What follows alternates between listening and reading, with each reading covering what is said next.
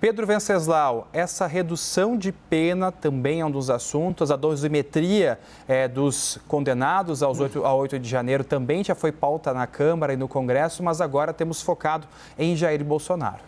Antes é preciso só contextualizar a diferença entre embargos de declaração e embargos infringentes. Os embargos infringentes podem mudar o resultado do julgamento. Esses embargos infringentes, eles podem levar o julgamento da primeira turma para o Pleno do Supremo Tribunal Federal, para os 11 ministros, com a participação dos 11 ministros. No caso, ainda assim, haveria uma maioria contra Jair Bolsonaro, mas poderia, nesse caso, aí acredito eu, concretamente haver uma redução de pena, porque uniria-se o voto de Luiz Fux com os dos ministros indicados por Jair Bolsonaro. Mas, segundo a jurisprudência da Corte, isso não é uma questão do regimento, mas da jurisprudência, os embargos infringentes só podem ser apresentados, só são acatados quando, na votação da primeira turma, 2 ministros, pelo menos, divergem dos seus colegas, que foi o que não aconteceu no caso de Jair Bolsonaro e dos demais envolvidos na trama golpista de 8 de janeiro. Apenas Luiz Fux divergiu dos demais ministros da primeira turma.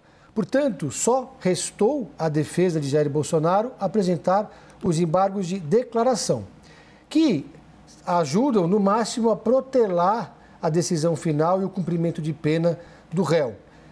O embargo de declaração, ele é usado quando a defesa aponta omissões, contradições, obscuridades ou até mesmo erros de digitação. Mas é recorrente no Supremo Tribunal Federal que esse tipo de pedido seja considerado uma medida protelatória. Não há prazo, pelo que eu apurei com especialistas, para que os ministros tomem uma decisão sobre os embargos de declaração. Mas, em geral, esses embargos são considerados manobras protelatórias. Foram muito utilizados os embargos infringentes no julgamento do Mensalão e da Lava Jato, as estratégias de defesa de advogados que, inclusive, estavam participando do julgamento dos envolvidos no 8 de janeiro.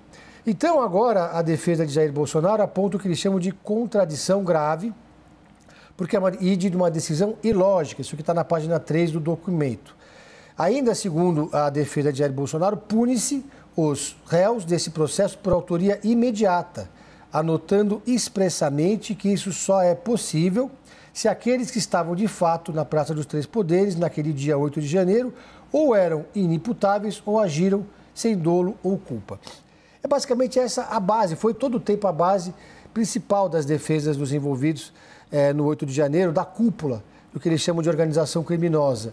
Dizer que não houve uma ligação direta entre a depredação na Praça dos Três Poderes e todos os outros episódios que foram conectados em uma grande teia que forma o que seria uma conspiração para dar um golpe de Estado. Que começou com declarações de Jair Bolsonaro, a indústria de fake news, a reunião com os embaixadores e culminou com a ida de Jair Bolsonaro para os Estados Unidos, a minuta golpista e o plano para assassinar autoridades. Tudo isso, na leitura dos juízes do STF da primeira turma, configura uma organização criminosa que teria atuação, portanto, direta na Praça dos Três Poderes.